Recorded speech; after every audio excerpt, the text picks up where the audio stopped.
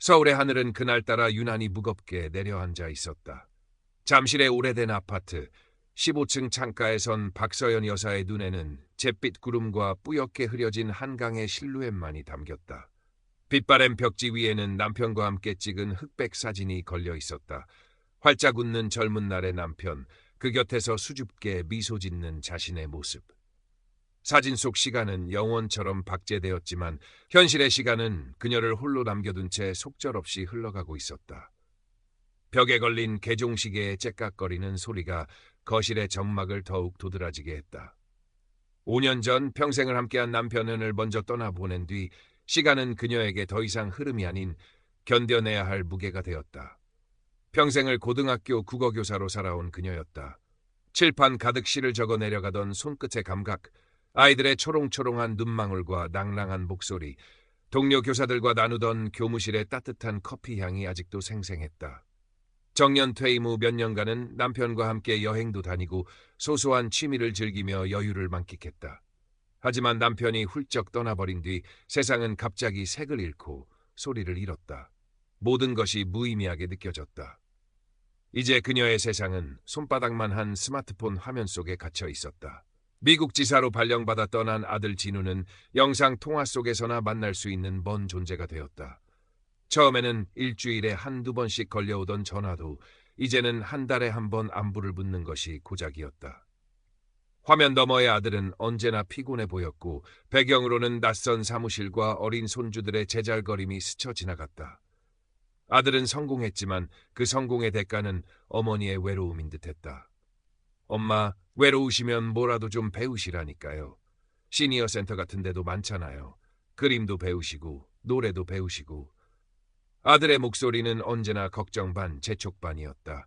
하지만 박서연은 사람들과 새로 관계를 맺는 것이 어색하고 두려웠다.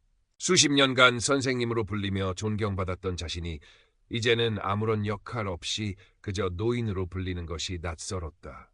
한때는 누구보다 당당하고 지적이었던 자신이 이제는 세상의 속도를 따라가지 못하는 늙고 무기력한 존재가 된 것만 같아 자존심이 상했다. 체면이라는 보이지 않는 벽이 그녀를 세상과 단절시키고 있었다. 그날 오후 무료함을 달래려 인터넷 뉴스를 뒤적이던 그녀의 눈에 작은 배너 광고 하나가 들어왔다. 황혼의 설렘, 시니어톡에서 새로운 친구를 만나세요. 당신의 이야기를 기다립니다. 평소라면 무시하고 지나쳤을 광고였지만 그날따라 당신의 이야기라는 문구가 그녀의 마음을 흔들었다. 누구에게도 털어놓지 못했던, 그러나 누군가에게는 꼭 들려주고 싶었던 이야기들이 그녀 안에 가득했다. 망설이는 손길로 앱을 설치했다. 가입 절차는 생각보다 복잡했다. 작은 글씨와 어려운 용어들 앞에서 몇 번이나 포기할까 망설였다. 하지만 새로운 시작이라는 기대감이 그녀를 붙잡았다. 쭈뼛거리며 프로필을 만들었다. 10년 전 남편과 함께 갔던 설악산 단풍 아래서 찍은 가장 지적으로 보이는 사진을 골라 올렸다.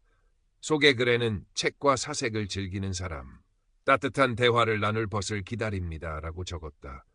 며칠 동안은 별다른 일이 없었다. 등산 가자는 제안, 건강식품을 권하는 메시지, 형식적인 인사와 의미 없는 안부만이 오갔다.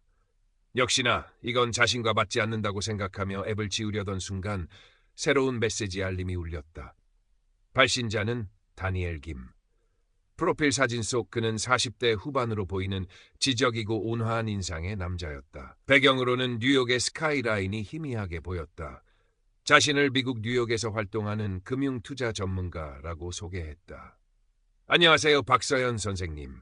프로필을 보고 깊은 인상을 받았습니다.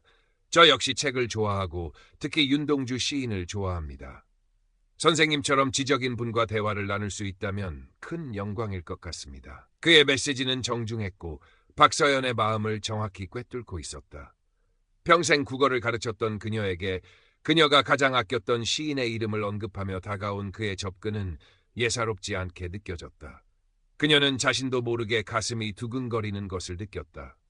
평생 누군가를 가르치고 이끌어왔던 그녀에게 선생님이라는 호칭과 지적인 대화라는 말은 잊고 있던 자부심을 건드렸다. 그렇게 박서연과 다니엘 김의 대화가 시작되었다. 그는 매일 아침 저녁으로 안부를 물었고 박서연의 이야기에 귀 기울였다. 그는 놀랍게도 한국 문학과 역사에 대한 해박한 지식을 뽐냈고 복잡한 국제 정세나 금융시장에 대해서도 알기 쉽게 설명하며 그녀의 지적 호기심을 자극했다. 그는 박서연의 외로움을 이해했고 그녀의 지혜를 존경한다고 말했다. 그는 자신의 바쁜 일상과 성공적인 커리어 그리고 이혼의 아픔과 외로움에 대해서도 솔직하게 털어놓았다. 서연 씨와 대화하는 시간이 제게는 유일한 휴식입니다. 당신의 지혜와 따뜻함이 저를 살아가게 합니다. 그의 말은 꿀처럼 달콤했다. 박서연은 점차 그에게 마음의 문을 열었다. 목소리만이라도 듣고 싶다는 그의 요청에 망설이다 응한 음성통화에서 그의 목소리는 사진만큼이나 다정하고 신뢰감을 주었다. 중저음의 부드러운 목소리는 살짝 영어가 섞인 듯한 억양을 가지고 있었지만 한국어 구사는 완벽에 가까웠다. 서연 씨 목소리를 들으니 하루의 피로가 다 풀리는 것 같습니다.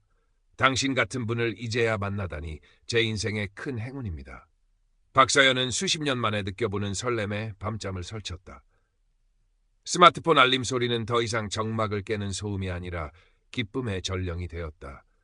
그녀는 다니엘에게 남편과의 추억, 교사 시절의 보람, 아들에 대한 서운함까지 털어놓았다. 그는 언제나 따뜻하게 위로했고 깊이 공감해 주었다. 그는 때로는 함께 영화를 보자며 같은 시간에 같은 영화를 스트리밍하고 감상을 나누기도 했고 맛있는 레시피를 공유하며 서로의 식탁을 상상하기도 했다. 그들은 물리적으로는 멀리 떨어져 있었지만 감정적으로는 그 누구보다 가까운 사이가 되어가고 있었다. 2달쯤 지났을까 다니엘은 조심스럽게 속내를 털어놓았다. 사실 저는 곧 미국 생활을 정리하고 한국으로 돌아갈 계획입니다.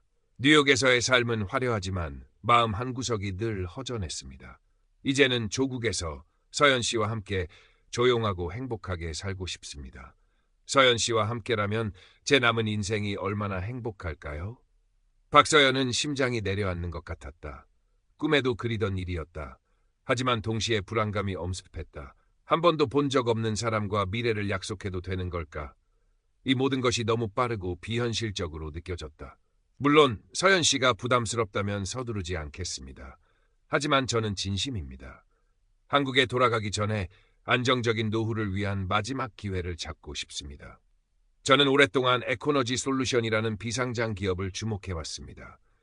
차세대 친환경 에너지 기술을 가진 곳인데 곧 나스닥 상장을 앞두고 있습니다.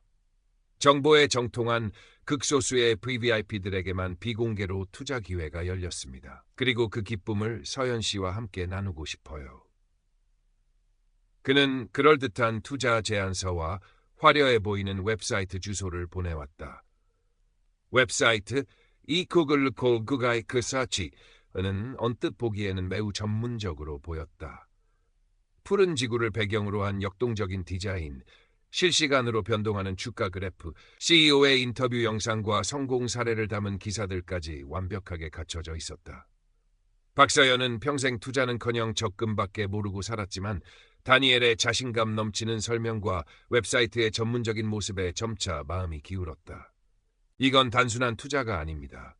우리의 미래를 위한 투자입니다. 서연 씨, 저를 믿고 함께 해주시겠습니까? 물론 선생님처럼 현명한 분이 직접 보시고 판단하시지요. 저는 결코 강요하지 않습니다. 그의 말은 언제나처럼 정중했지만 거절할 수 없는 강한 확신을 담고 있었다. 그는 덧붙여 자신이 온라인에서 찾았다며 에코너지 솔루션의 기술력을 극찬하는 해외 언론 기사 링크까지 보내주었다. 물론 그 기사 역시 조작된 것이었다. 처음에는 소액으로 시작해보세요. 500만 원 정도만 투자해서 수익이 나는 것을 직접 확인하시면 제 말을 믿게 되실 겁니다. 제가 직접 서연 씨 계정을 관리해드리겠습니다. 박서연은 며칠 밤낮을 고민했다. 평생 모은 퇴직금은 남편과의 추억이자 마지막 자존심이었다. 모르는 길은 가지 말라는 남편의 유언이 귓가에 맴돌았다. 하지만 다니엘과의 미래, 아들에게 짐이 되지 않을 수 있다는 희망, 그리고 어쩌면 자신의 판단력이 아직 녹슬지 않았음을 증명하고픈 욕심이 불안감을 압도했다. 그녀는 결국 그의 말대로 500만 원을 그가 알려준 에코너지 솔루션 한국지사 명의의 법인 계좌로 송금했다. 일주일 뒤 웹사이트의 개인 계좌에는 놀랍게도 750만 원이 찍혀 있었다. 50%의 수익률이었다. 다니엘은 전화를 걸어 자신의 일처럼 기뻐했다. 거 보세요, 서연 씨. 제 말이 맞죠? 이건 시작에 불과합니다. 상장 전 마지막 투자 기회이니 최대한 많은 자금을 확보하는 것이 좋습니다. 박서연은 안도감과 흥분에 휩싸였다. 의심은 눈 녹듯 사라졌다. 그녀는 다니엘의 조언에 따라 추가로 3천만 원을 그리고 며칠 뒤에는 정기 예금을 해약하여 5천만 원을 더 투자했다. 웹사이트의 잔고는 눈덩이처럼 불어나 2억 원을 훌쩍 넘겼다. 박서연은 마치 꿈을 꾸는 것 같았다. 그녀는 다니엘과 함께 한국에서 보낼 행복한 노후를 그리며 고급 레스토랑과 여행지를 검색하기 시작했다.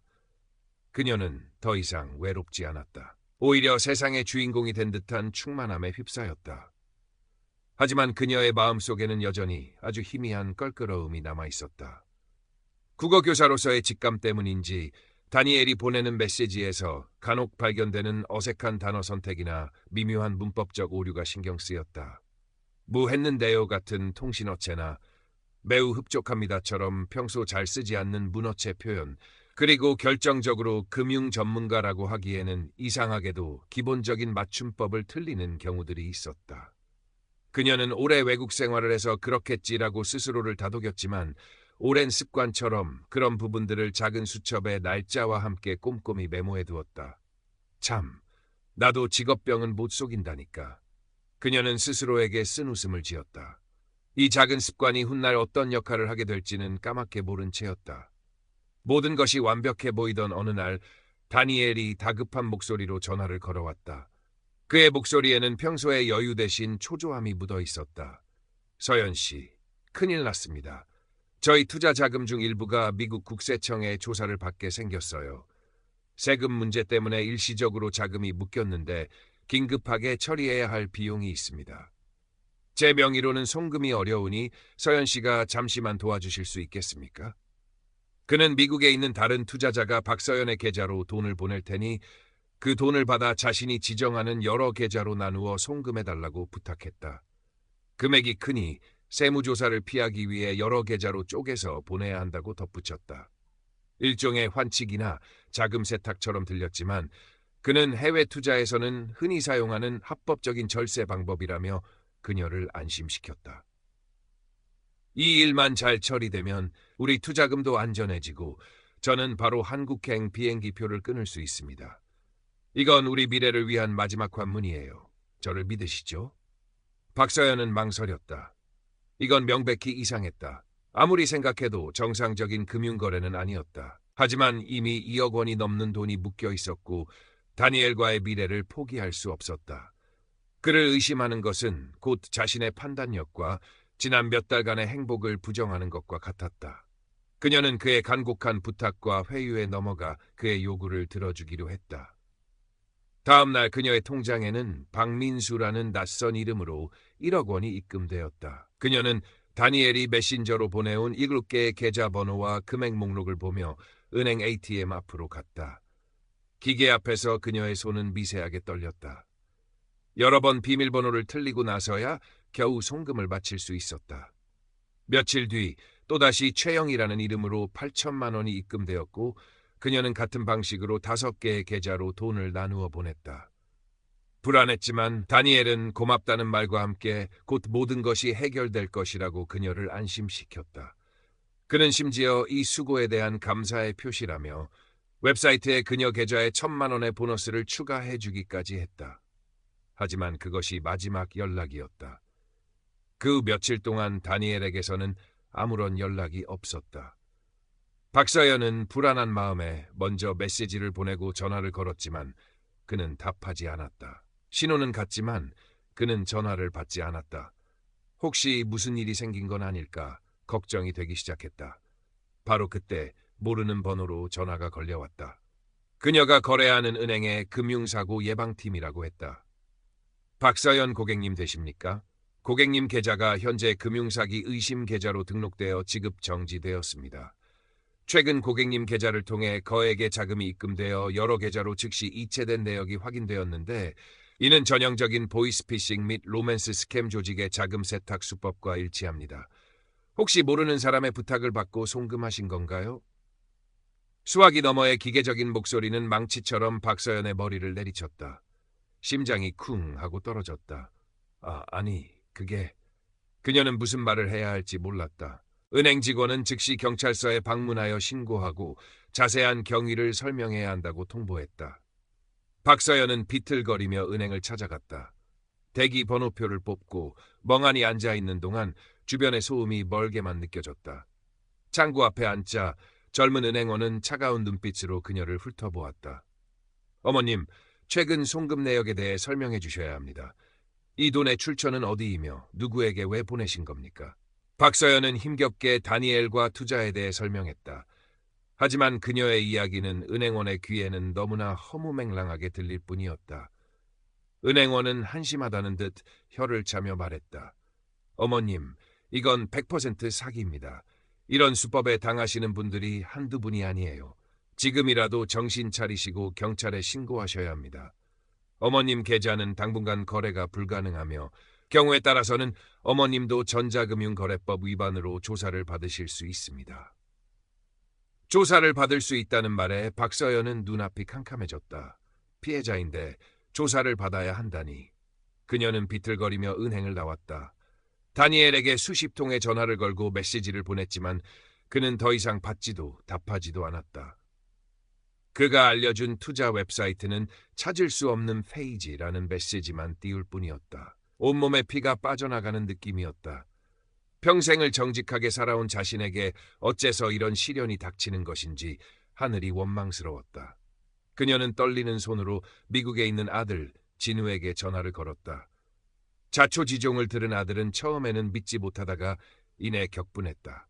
어머니, 평생 교사까지 하신 분이 어떻게 그런 말도 안 되는 사기를 당하세요? 제가 그렇게 조심하라고 말씀드렸잖아요.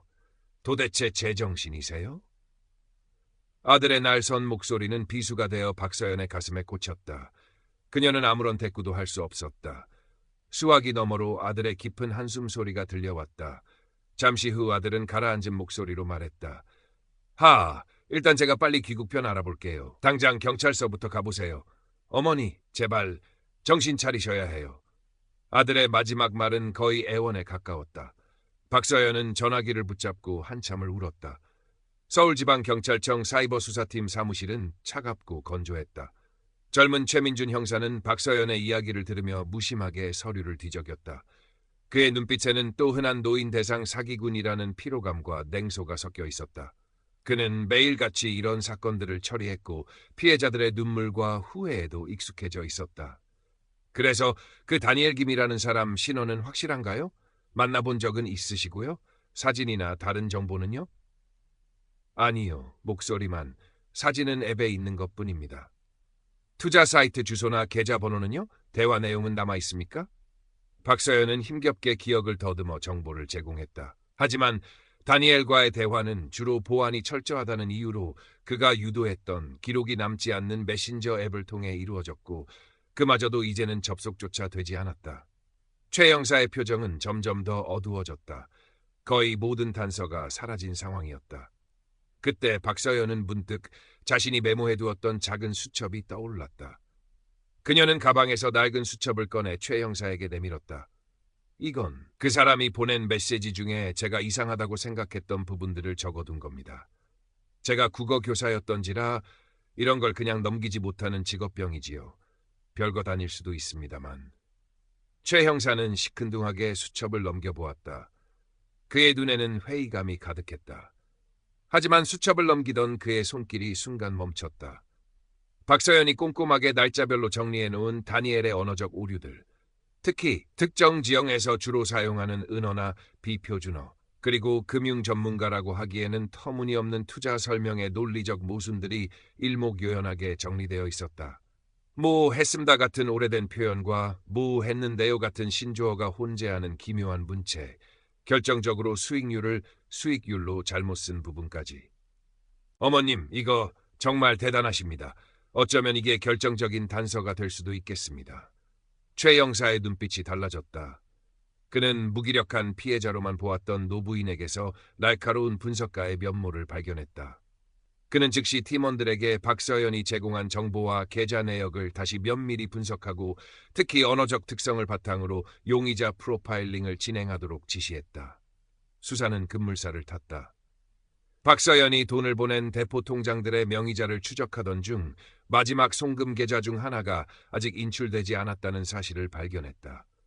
경찰은 즉시 해당 은행 지점으로 출동했고 돈을 인출하려던 20대 여성 이하영을 현장에서 검거했다.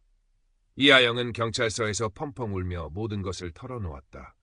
그녀는 대학을 졸업하고 몇 달째 취업 준비 중이었으며 생활비 때문에 절박한 상황에서 온라인 커뮤니티에 간단한 서류 전달 및 송금 업무, 고액 당일 지급이라는 아르바이트 공고를 보고 지원했다고 했다. 자신은 그저 지시받은 대로 신분증과 통장을 빌려주고 돈을 받아 다른 곳으로 보냈을 뿐 이것이 로맨스 스캠이나 보이스피싱 같은 끔찍한 범죄인 줄은 꿈에도 몰랐다고 했다. 그녀는 김 부장이라는 사람과 텔레그램으로만 연락했으며 그 역시 대포폰을 사용하고 있었다. 그녀는 자신이 이용당했다는 사실에 절망하며 박서연에게 연신 죄송하다고 말했다. 이하영의 검거는 작은 성과였지만 핵심에는 다가가지 못했다. 최 형사는 박서연과 그녀의 곁을 지키고 있는 아들 진우에게 수사 상황을 설명했다. 어머님이 제공해 주신 단서 덕분에 머니뮬 한 명을 잡았습니다. 그녀는 범죄에 가담했지만 어찌 보면 또 다른 피해자입니다. 그리고 어머님이 지적하신 언어 습관을 국과수에 의뢰하여 분석한 결과 이 범죄 조직은 중국 옌지나 칭다오 지역에 기반을 둔 매우 전문화된 한국계 보이스피싱 조직일 가능성이 매우 높습니다. 하지만 안타깝게도 어머님의 돈은 이미 수십 개의 계좌를 거쳐 해외 가상화폐 거래소 등으로 빠져나간 것으로 보입니다. 저희가 국제 공조 수사를 요청하겠지만 전액 회수는 현실적으로 어렵습니다. 박서연은 눈을 감았다. 예상했던 결과였지만 가슴 한구석이 무너져 내리는 것은 어쩔 수 없었다. 돈뿐만이 아니었다. 그녀의 믿음, 그녀의 자존심, 그녀의 마지막 희망까지도 산산조각났다. 그녀는 자신이 평생 학생들에게 가르쳤던 올바른 삶과 정직함이 얼마나 부질없게 느껴지는지 절감했다. 며칠 뒤 아들 진우가 급하게 귀국했다. 공항에서 바로 달려온 아들은 초췌해진 어머니의 모습을 보고 말을 잇지 못했다. 그는 며칠 전 전화로 퍼부었던 자신의 모진 말을 후회하며 어머니의 손을 꼭 잡았다. 어머니, 죄송해요. 제가 너무 무심했어요. 더 자주 연락드리고 찾아뵈었어야 했는데. 박서연은 아들의 손을 잡고 소리 없이 울었다. 수십 년 만에 흘리는 뜨거운 눈물이었다. 아들은 어머니를 부축해 경찰서와 은행을 함께 다니며 사건을 수습하기 시작했다. 박서연은 피해자이면서 동시에 머니뮬 역할을 했기 때문에 참고인 조사를 받아야 했다. 그 과정은 고통스러웠지만 진우가 곁을 지켰고 최 형사가 그녀의 메모와 심리 상태를 고려하여 진술서를 잘 작성해 준 덕분에 다행히 법적 처벌은 면할 수 있었다. 시간이 흘렀다. 돈은 끝내 돌아오지 않았다. 다니엘 김의 그림자는 박서연의 삶에 깊은 상처를 남겼다. 그녀는 한동안 사람들을 만나는 것을 극도로 꺼렸고 스마트폰 알림 소리에도 깜짝깜짝 놀랐다. 밤에는 다니엘의 다정한 목소리가 악마의 속삭임처럼 들려오는 악몽에 시달렸다. 하지만 아들 진우는 묵묵히 어머니 곁을 지켰다. 그는 회사에 장기 휴가를 내고 매일 어머니와 함께 아파트 주변 공원을 산책하고 시장을 보고 저녁에는 함께 김치찌개를 끓여 먹었다. 그는 어머니가 다시 글을 쓸 수 있도록 예쁜 만년필과 노트를 선물했다. 어색했던 모자 사이에는 서툴지만 진심 어린 대화가 오갔다. 어머니, 다 제 잘못이에요. 좀 더 자주 연락드리고 찾아뵈었어야 했는데. 아니다. 내 욕심이 부른 화근인 것을. 늙으면 판단력이 흐려진다더니 내가 꼭 그 짝이다. 그래도 네가 옆에 있어주니 다행이다. 박서연은 어느 날 스스로 스마트폰에서 시니어 톡 앱을 삭제했다. 그리고 동네 시니어 센터에서 하는 디지털 문해 교육 프로그램에 등록했다. 다시 무언가를 배우고 사람들과 어울리는 것이 두려웠지만 그녀는 더 이상 어둠 속에 갇혀 있고 싶지 않았다. 그녀는 센터에서 자신과 비슷한 경험을 가진 다른 노인들을 만나 서로의 아픔을 나누고 위로하며 조금씩 치유의 길을 걷기 시작했다. 그녀는 자신의 경험을 바탕으로 다른 노인들이 사기를 당하지 않도록 돕는 일에도 관심을 갖게 되었다. 그녀가 다시 세상으로 한 걸음 내딛던 그 시각, 중국 옌지의 어느 허름한 오피스텔. 수십 대의 컴퓨터와 전화기가 쉴 새 없이 돌아가는 콜센터 한 구석에서 한 남자가 헤드셋을 쓴 채 능숙하게 키보드를 두드리고 있었다. 그는 방금 박서연이라는 폴더를 삭제하고 새로운 폴더를 열었다. 화면에는 프랑스 파리를 배경으로 우아하게 미소 짓는 또 다른 노인의 프로필 사진이 떠 있었다. 남자는 만족스러운 미소를 지으며 새로운 메시지를 입력하기 시작했다. 존경하는 마담, 우연히 프로필을 보고 깊은 감명을 받았습니다. 저 역시 예술을 사랑하는 사람으로서 서울의 하늘은 여전히 잿빛이었지만 박서연의 창가에는 작은 화분 하나가 놓여 있었다. 아들이 사온 난초였다. 아직 꽃망울은 보이지 않았지만 그녀는 매일 아침 그 난초에 물을 주었다.